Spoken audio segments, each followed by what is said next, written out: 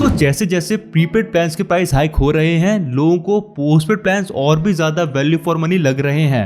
And postpaid plans में एक आपको बेनिफिट देखने को मिलता है जो प्रीपेड प्लान्स में नहीं है, वो ये है कि कुछ पोस्टपेड प्लान्स में आपको अनलिमिटेड डेटा देखने को मिलता है, जो कि काफी यूजफुल हो सकता है उन लोगों के लिए जिनके एरिया में अभी तक फाइबर नेटवर्क नहीं आया है, एंड उन लोगों के लिए भी जिन्हें बहुत सारा मोबाइल डेटा चाहिए। सो आज हम उन्हीं प्लान्स को डिस्कस करेंगे। अब सबसे पहले तो हम एयरटेल पोस्टपेड कनेक्शन को साइड में करते हैं, क्योंकि एयरटेल हमें जो मैक्सिमम डाटा प्रोवाइड करता है अपने किसी भी पोस्टपेड प्लान में, वो है 300 GB। अनलिमिटेड कोई भी प्लान नहीं है एयरटेल के पास, तो एयरटेल को हम डिस्कस नहीं करेंगे। हमारे पास यहाँ पे बचते हैं दो ऑप्शन, एक है जियो एंड एक है वी, जो कि हमें अनलिमिटेड डाटा प्रोवाइड करते हैं। सबसे पहले डिस्कस करते हैं जियो के प्लान को। ये प्लान पड़ेगा आपको 599 रुपीज का, एंड जीएसटी के बाद ये प्लान पड़ेगा आपको 707 रुपीज का। बट अभी कहानी यहीं पे खत्म नहीं होती, आपको सिक्योरिटी डिपॉजिट भी देना पड़ेगा, जो कि है 750 रुपीज का। ये आपको बस पहली बार ही देना पड़ेगा, एंड जब आप कनेक्शन हटा दोगे तो जियो आपको ये वापस कर देगा। बट मेरी पिछली वीडियो से कमेंट सेक्शन में कुछ लोगों ने ये बोला कि जियो उन्हें ये सिक्योरिटी डिपॉजिट वापस नहीं कर रहा है। सो जियो में यहाँ पे एक इशू है कि आपको बाद में सिक्योरिटी डिपॉजिट वापस नहीं मिलेगा, ये पॉसिबिलिटी है। बट वोडाफोन आइडिया भी यहाँ पे कोई दूध का धुला नहीं है, उसके साथ क्या क्या दिक्कतें हैं हम उसके प्लान्स के साथ ही वो डिस्कस करेंगे। एंड यस, जियो में आपको एक्टिवेशन चार्ज भी देने पड़ेंगे, जो कि 99 रुपीज है।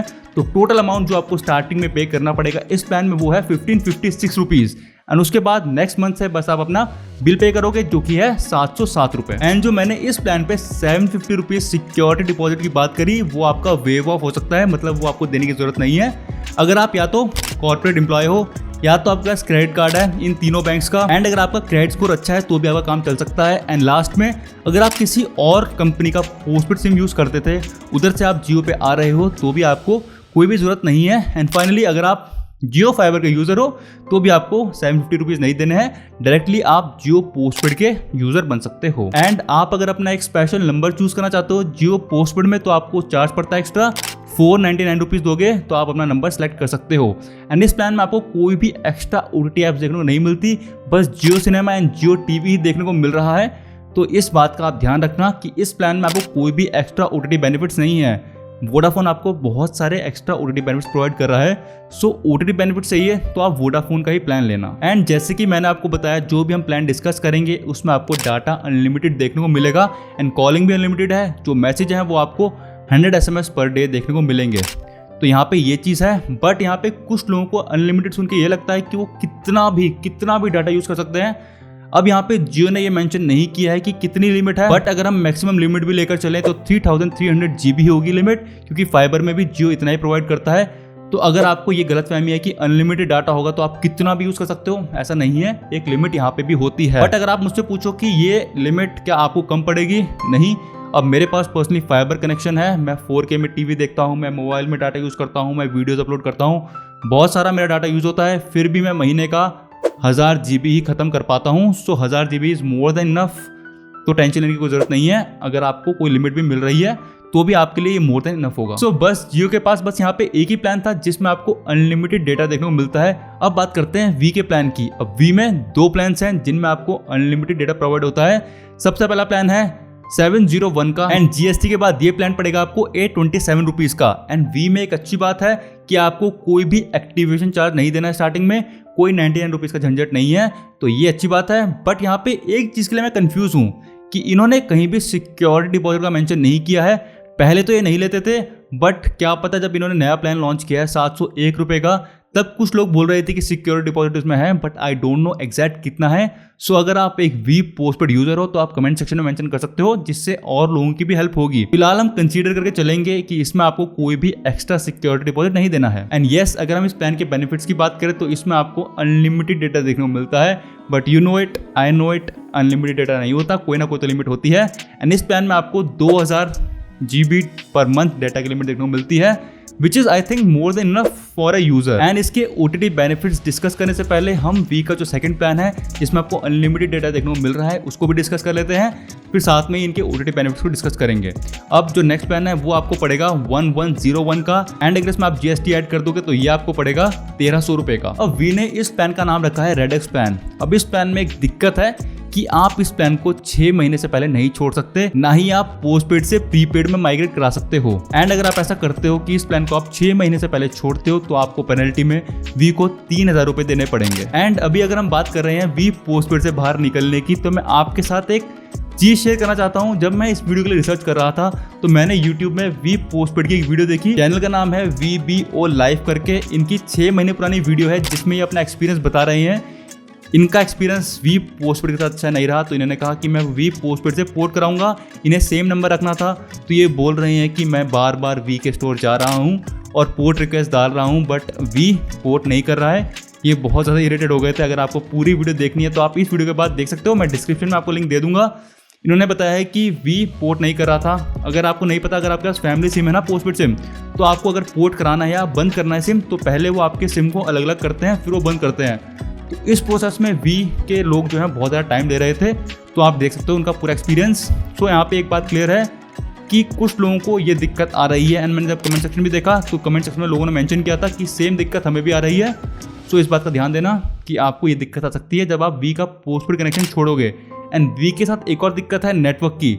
अगर आपके एरिया में नेटवर्क अच्छे आते हैं वी के, तो आपके लिए वी बहुत ज़्यादा बढ़िया है। अगर आपके नेटवर्क अच्छे नहीं आते तो आपको बहुत ज़्यादा दिक्कत आ सकती है। एंड इंडिया में मोस्ट ऑफ द एरियाज़ में वी के नेटवर्क अच्छे नहीं आते। मैं कुछ लोगों का एक्सपीरियंस देख रहा था, लोग बोल रहे थे कि हमारे घर में तो बिल्कुल नहीं आते, हमें कुछ डाउनलोड करना होता है तो हम घर के बाहर निकल के 1 किलोमीटर 2 किलोमीटर दूर जाकर डाउनलोड करते हैं। सो अगर आपके साथ भी ऐसी कंडीशन है तो प्लीज़ आप वी का पोस्टपेड कनेक्शन मत लेना, आपको बहुत ज़्यादा दिक्कत आएगी।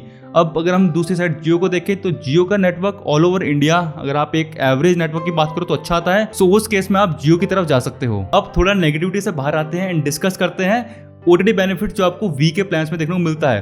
अब सबसे पहले हम कंबाइंड बेनिफिट्स की बात करेंगे जो आपको 701 एंड आपको 1101 में देखने को मिलेंगे। एंड जो एक्स्ट्रा बेनिफिट्स आपको 1101 वाले प्लान में देखने को मिलेंगे वो मैं स्पेसिफिकली मेंशन कर दूंगा कि वो बेनिफिट्स बस उसी प्लान में है। तो कंबाइंड बेनिफिट्स, सबसे पहले आपको 6 महीने का Amazon प्राइम देखने को मिल जाएगा।